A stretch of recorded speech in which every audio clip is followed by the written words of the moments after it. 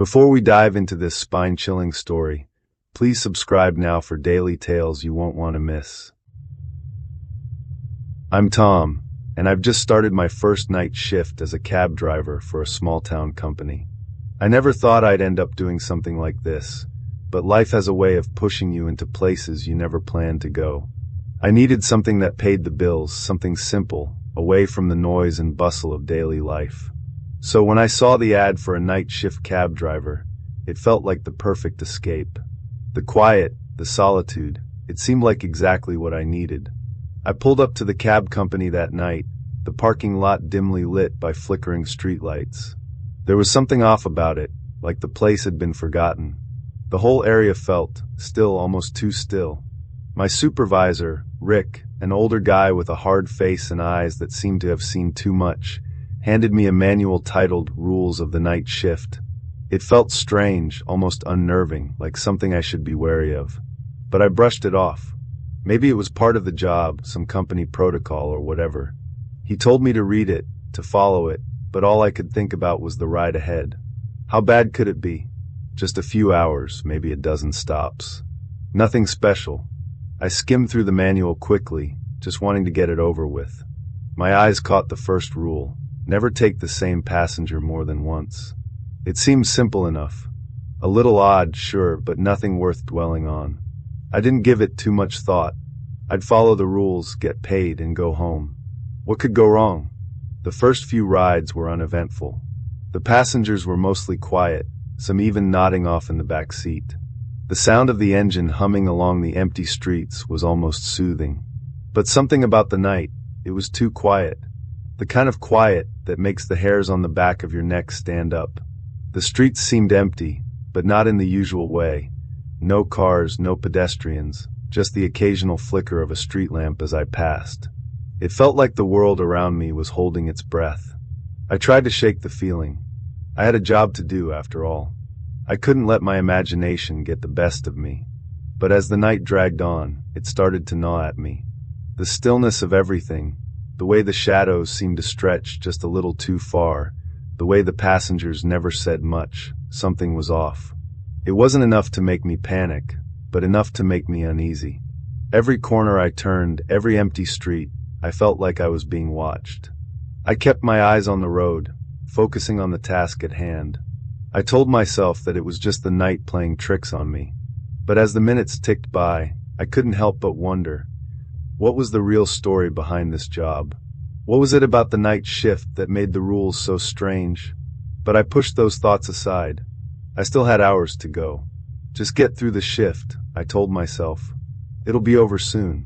It was around 1:30 a.m. when things started to feel off. I picked up this guy who didn't speak a word when he got in. He just slid into the back seat, his movements slow and deliberate, like he was trying to avoid drawing attention to himself. He sat there for a few seconds, then just stared ahead through the windshield. Not a word, not a glance my way. I tried to make small talk, something to break the silence, but he didn't respond. Not even a flicker of recognition when I looked in the rearview mirror. He just sat there, staring straight ahead, like he was in his own world. The air in the cab felt thick, heavy, almost suffocating. I could feel his eyes on me, even though he wasn't looking at me. It was like there was an invisible weight pressing against the back of my neck. I glanced at the rearview mirror again, but all I saw was his silhouette, motionless, a dark figure in the reflection. There was something strange about it, like the mirror was hiding more than it was showing. I couldn't explain it, but the feeling was undeniable. That's when the rule from the manual popped into my head. Never make eye contact with the passenger in the rearview mirror. At first, I thought it was one of those quirky, unnecessary rules, the kind you get in every job. But now, it didn't feel like a joke anymore. It felt real. I couldn't shake the urge to look at him again, but I fought it. I knew I shouldn't. I kept my eyes on the road, telling myself it was just a rule, just something I needed to follow to get through the night. But the silence, God, the silence was unbearable. It was suffocating, like the air was thick with something I couldn't see, couldn't touch, but could definitely feel. As I drove deeper into a part of town I didn't usually go, the landscape seemed to change. The streets were empty, not a soul in sight. It was like the world had gone still, like the town itself was holding its breath. The further I went, the darker it got. The streetlights were spaced farther apart, and the shadows seemed to swallow the light. My headlights barely cut through the darkness ahead, and the feeling of being watched was intensifying. It was like something was lurking just out of sight, waiting for the right moment to make itself known. Then out of nowhere, I had this strange urge, this almost instinctive pull, to turn off the headlights. The thought flashed through my mind so fast, I barely had time to register it. But the moment it came, a cold shiver ran down my spine. I don't know why, but I knew I shouldn't. I wasn't sure what would happen, but everything inside me screamed not to do it. I resisted the urge, keeping the headlights on, even though the road ahead was pitch black, and the night felt like it was closing in around us. I couldn't explain it. I didn't know why, but I had this nagging feeling that if I broke just one rule, just one, I would regret it. Something about this whole shift was beginning to feel wrong. The quiet, the darkness, the strange passenger who wouldn't even look at me, it was all starting to add up to something I didn't want to understand.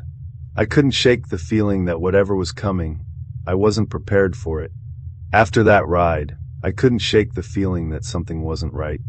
The unease that had crept into my chest earlier was only getting worse, and the more I thought about it, the more I realized there was something strange about every passenger I picked up. It wasn't just their silence, it was the way they avoided my gaze, the way they seemed to shrink into the corners of the cab, always keeping their eyes fixed on some point in the distance, never acknowledging me. It was like they were all in on something I didn't understand. I started to wonder if I was going crazy.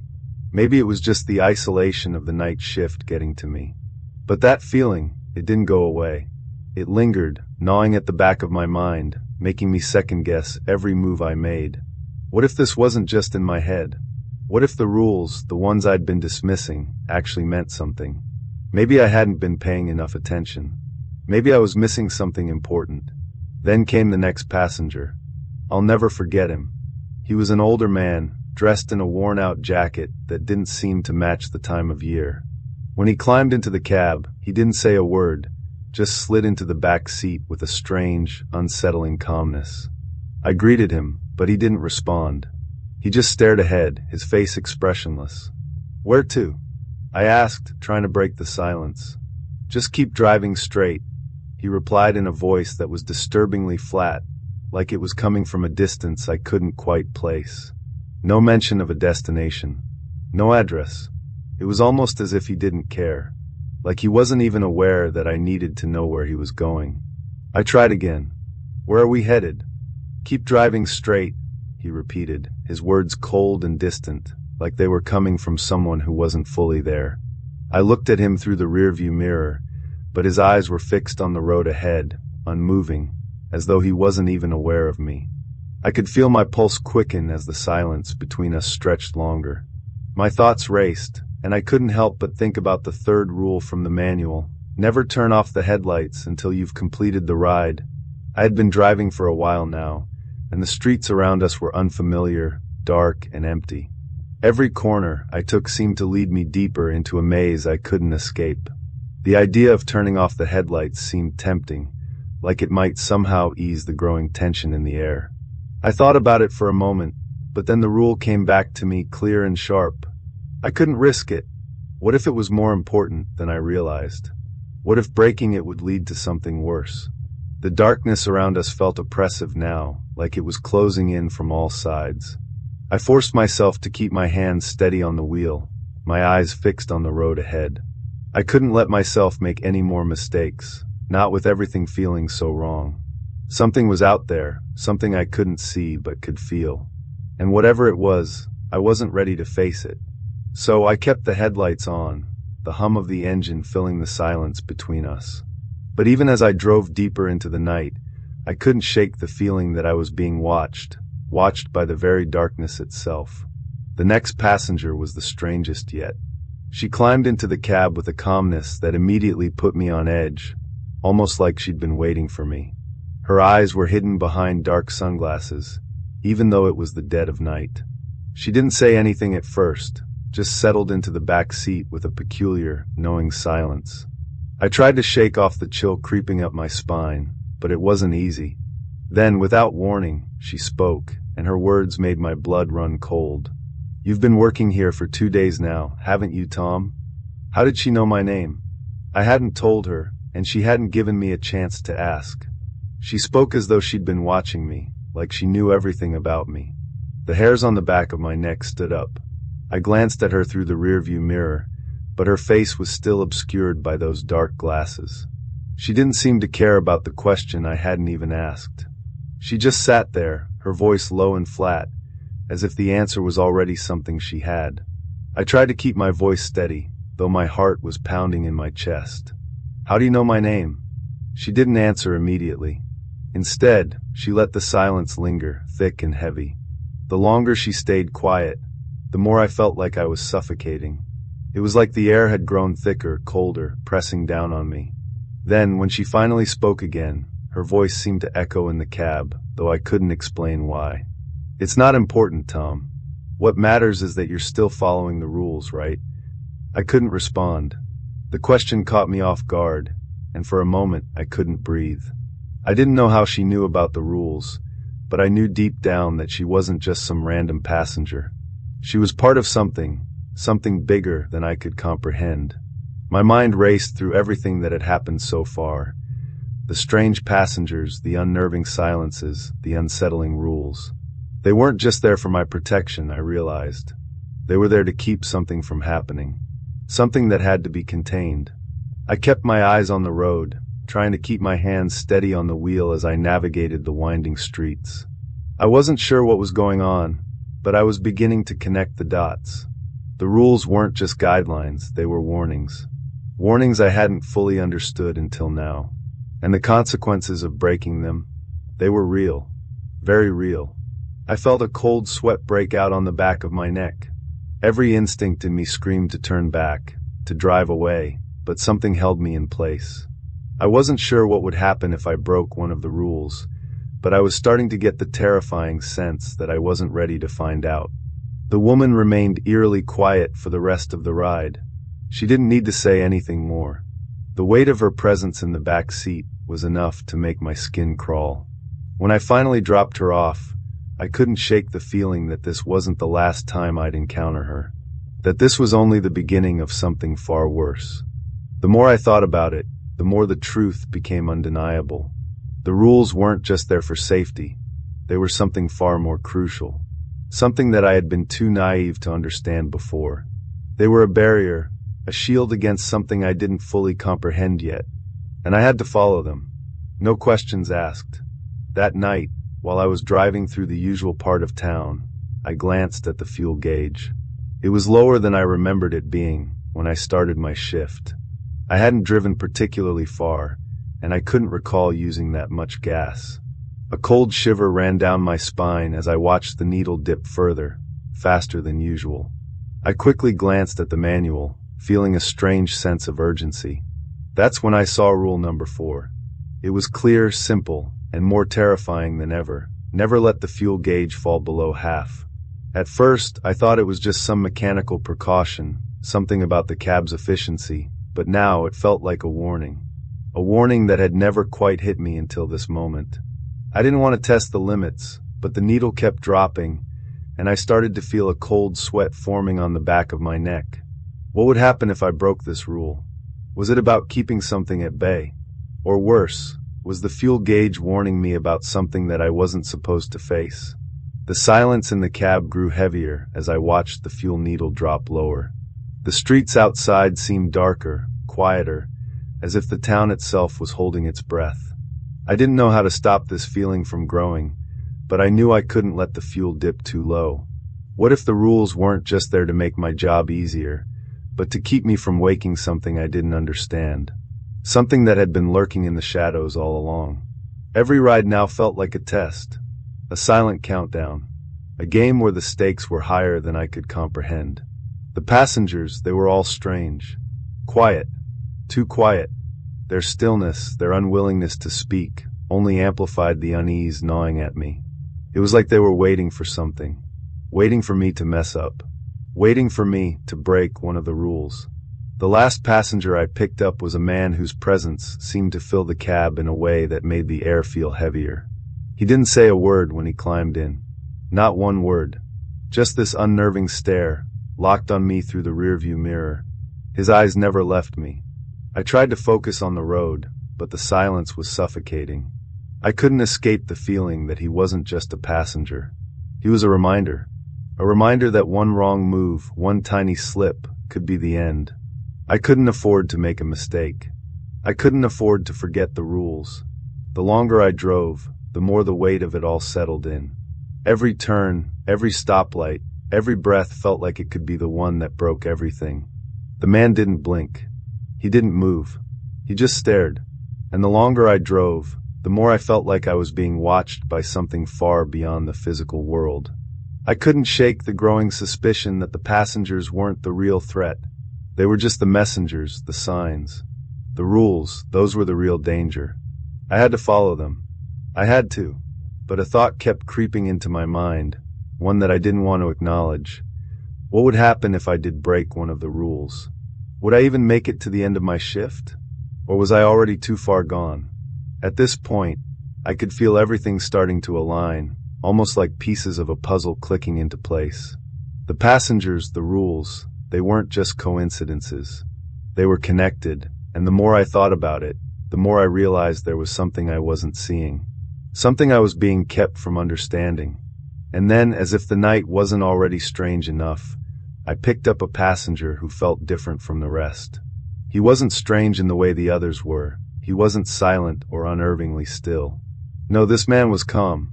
Too calm. He didn't ask for a destination. He didn't need to. He just sat there, his eyes fixed on me with a piercing intensity. The atmosphere in the cab shifted the moment he entered. It became heavier, suffocating. I could feel his eyes on me, but it wasn't like the usual discomfort. There was something off about the way he was looking at me, like he knew something I didn't. He didn't speak a word, yet I could feel the tension in the air, thickening with every passing second. I couldn't take it anymore. The weight of the rules pressed down on me like a physical force. Every time I thought about breaking one, the fear became more suffocating. The irrational thought of what could happen if I slipped up made my hands tremble on the steering wheel. Whatever was out there, I was beginning to believe that these rules were the only thing standing between me and it. I couldn't risk it. I had to follow the rules. But the more I drove, the more I questioned if they were enough to keep whatever this thing was at bay. By this point, I was barely holding myself together. My nerves were frayed, my thoughts scattered. The rules, they weren't just precautions anymore. They weren't just there to guide me. No, they were barriers. Barriers holding back something far worse than I could have imagined. And if I broke one of them, I knew there would be hell to pay. Then the strangest thing happened. I picked up a passenger, or at least that's what I thought at first. But this man wasn't like the others. There was something in the way he moved, in the way he sat down in the cab. Something that felt wrong. He was dressed in a dark suit, his face unreadable. He didn't speak a word when he got in. He just stared straight ahead, a cold, unnatural stillness in his posture. I tried to focus on the road, to keep my hands steady, but the weight of his presence was suffocating. The longer I drove, the more I felt like I was being drawn into something deeper. Something I wasn't supposed to understand. Something that was waiting for me to slip up. I glanced at the rearview mirror, but his eyes were fixed forward. His silence was deafening, and the longer it stretched on, the more I felt the hairs on the back of my neck stand up. I couldn't shake the feeling that this man wasn't just another passenger. He was different, and he knew something I didn't. I tried to focus, to keep my mind clear, but the questions kept swirling. What would happen if I made just one mistake? Was I already too far gone? Could I keep the rules intact, or was I already doomed? He didn't give a destination, just a cold, emotionless command. Drive. The words hung in the air like a weight I couldn't escape. There was something in the way he said it, in the way his eyes never left the road ahead, that made my skin crawl. I could feel his presence in the car, suffocating, pressing down on me like the walls were closing in. No words of reassurance, no polite conversation, just an unspoken tension that gripped the air between us. I tried to focus on the road, but my mind kept racing, spinning out of control. The rules, the passengers, the strange happenings, they were all flashing through my mind like a film reel I couldn't pause. I couldn't help but feel like I was caught in the middle of something far beyond my understanding, something I wasn't supposed to be a part of. The silence in the car stretched on, thick and uncomfortable. The only sound was the hum of the engine and the occasional flick of the indicator. I glanced at the rearview mirror, but I couldn't see much. His figure was shrouded in shadow, his face an indistinguishable blur. But it wasn't just his face that seemed wrong. The shadows in the back seat weren't right. They stretched unnaturally, like they weren't entirely attached to him. They flickered, dancing in and out of existence, as if they couldn't decide where to settle. My heart began to pound harder, my chest tightening with every beat. I couldn't take it anymore. I had to know what was going on. I had to ask, "Where are we going?" The words slipped out before I could stop them. It was a foolish question. He had already told me to keep driving, but I had to know. His voice was calm, too calm. "Keep driving. You'll know when to stop." I didn't know what to make of it. The more I thought about it, the more the words unsettled me. There was something about the way he said it that made it feel like he already knew what would happen. Like he was in control, pulling the strings without me even realizing it. I tried to shake off the unease, but it stuck to me like a second skin. I kept my eyes on the road, but no matter how far I drove, the world around me never changed. The same trees, the same broken streetlights. Nothing seemed to move, nothing seemed to grow. It was like I was stuck in a loop, a never-ending stretch of road that led nowhere. And then I noticed something that made my stomach drop, something I hadn't been paying attention to before. The fuel gauge. It was dropping faster than before. I'd barely been driving for an hour, but it was already below the halfway mark. I glanced at the needle again, and the fuel was quickly draining, as though the car itself was running on empty. I felt a cold sweat forming on the back of my neck. The fourth rule, never let the fuel gauge fall below half, flashed in my mind like a warning. I hadn't paid attention to it before, not really. I figured it was just another safety precaution, something to make sure the car didn't run out of fuel too soon. But now it felt like something more. A warning. A sign that I had done something wrong. I glanced around for a gas station, but there was nothing. Not even a sign of civilization. The road was empty, stretching out in front of me like a black ribbon that went on forever. I turned off the main road, hoping to find something.